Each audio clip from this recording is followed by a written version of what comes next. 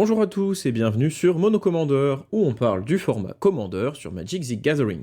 Aujourd'hui, introduction un tout petit peu plus longue, parce que je vais essayer, dorénavant, pour certaines vidéos et pas toutes, de faire une version anglaise de ces mêmes vidéos afin de toucher un peu plus de public. Pas de panique cependant, seul l'audio entre les deux versions va changer et vous aurez toujours accès à votre version française. Aujourd'hui, 28e épisode de Pas vu, pas mauvaise, avec un retour pour les cartes de chaque couleur dans le même épisode, avec toujours un budget le plus limité possible. On attaque avec le vert et Titania's Song.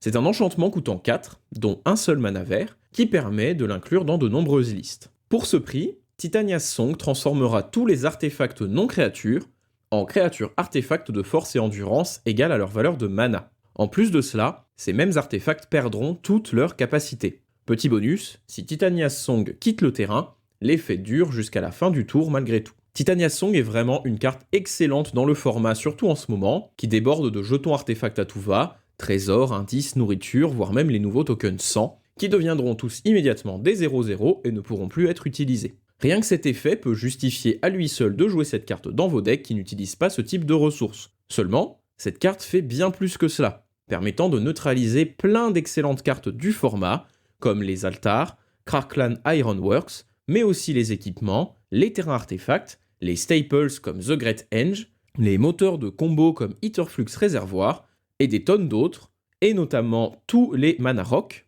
les transformant en insignifiantes créatures vanilla. En association avec le noir ou le blanc, qui détruisent facilement les créatures, vous pourrez vous en débarrasser de façon définitive. C'est une carte vraiment excellente dans certains decks, je vous la recommande fortement. On passe au noir avec une créature, Keeper of the Dead, qui coûte 2 noirs, la rendant un peu plus difficile à jouer dans les decks très colorés. Pour 2, c'est une 1-2 humain et sorcier, qui sont de bon type. Pour 1 noir en l'engageant, vous pourrez détruire une créature non noire ciblée.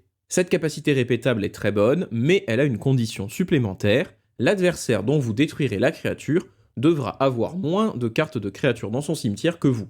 Le fait que cet effet de gestion soit répétable et peu coûteux le rend assez bon. Il faudra simplement que votre deck puisse soutenir à minima sa condition, soit par de l'automeul, assez courant en noir, on peut l'imaginer par exemple dans CDC Brood Tyrant, Colfenor The Last You ou Carador Ghost Chieftain. On peut aussi l'associer avec les très bonnes cartes que le noir possède, que sont Leyline of the Void ou Dossi Voidwalker, qui empêcheront vos adversaires de remplir leur cimetière, vous offrant facilement la condition. C'est un petit removal qui ne paie pas de mine, mais qui vaut le coup dans des decks qui cherchent à tout mettre sur des créatures. Du côté du bleu maintenant, Interdict est un éphémère coûtant 2 qui permettra de contrecarrer une capacité activée ciblée d'un terrain, d'une créature, d'un enchantement ou d'un artefact, et qui n'est pas une capacité de mana. Gros avantage, vous piocherez ensuite une carte, et surtout le contrôleur du permanent avec la capacité ne pourra plus utiliser ces dernières jusqu'à la fin du tour. Cette carte est un petit peu plus une carte de méta qu'une à jouer dans tous vos decks. Bien qu'elle paraisse situationnelle, elle reste quand même un bon outil pour empêcher de nombreuses combos, comme celle avec Isochron Scepter, qu'elle bloquera un tour entier, permettant souvent de revenir et de trouver des solutions tout en se remplaçant. On peut aussi nommer quelques commandants parmi les plus populaires du format qui possèdent de bonnes capacités activées, comme Kenrith, Sisei, Breya, Krenko, Najila, Urza, Osgir, Scarab God, NG, Shatterfang, et en fait on peut continuer ainsi pendant longtemps. Au final, si vous souhaitez jouer un deck avec beaucoup d'éphémères, et certains se remplaçant, c'est une carte qui est assez bonne et qui peut empêcher des combos si votre groupe de jeu est friand de ce type de stratégie.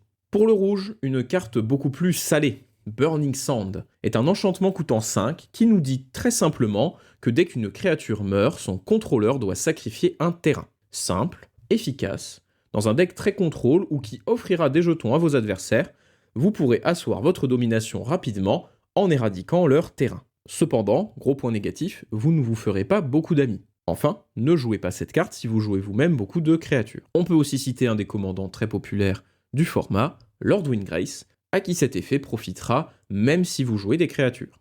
Et enfin pour le blanc, une carte très peu jouée mais qui est un moteur de combo en plus d'être un superbe outil de value, Enduring Renewal est un enchantement coûtant 4. Cette carte possède 2 défauts. Le premier est que vous devrez jouer avec votre main révélée, télégraphant un petit peu vos actions.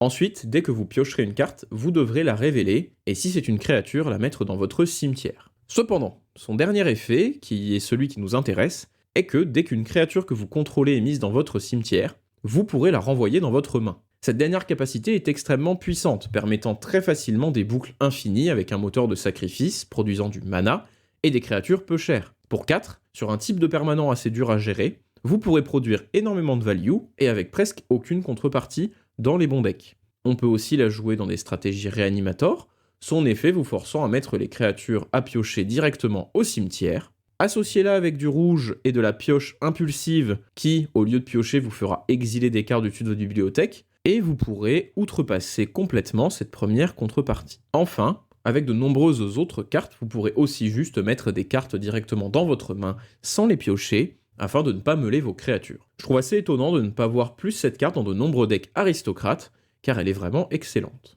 Et ce sera tout pour cette vidéo.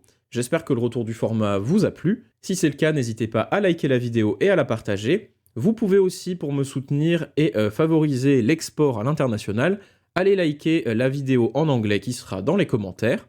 Pas besoin de la regarder entièrement si vous avez déjà vu celle-là, sauf si vraiment vous voulez entendre mon accent anglais. N'hésitez pas aussi à vous abonner à la chaîne si ce n'est pas déjà fait. On se retrouve très bientôt pour une prochaine. C'était Mono Commander. Bye.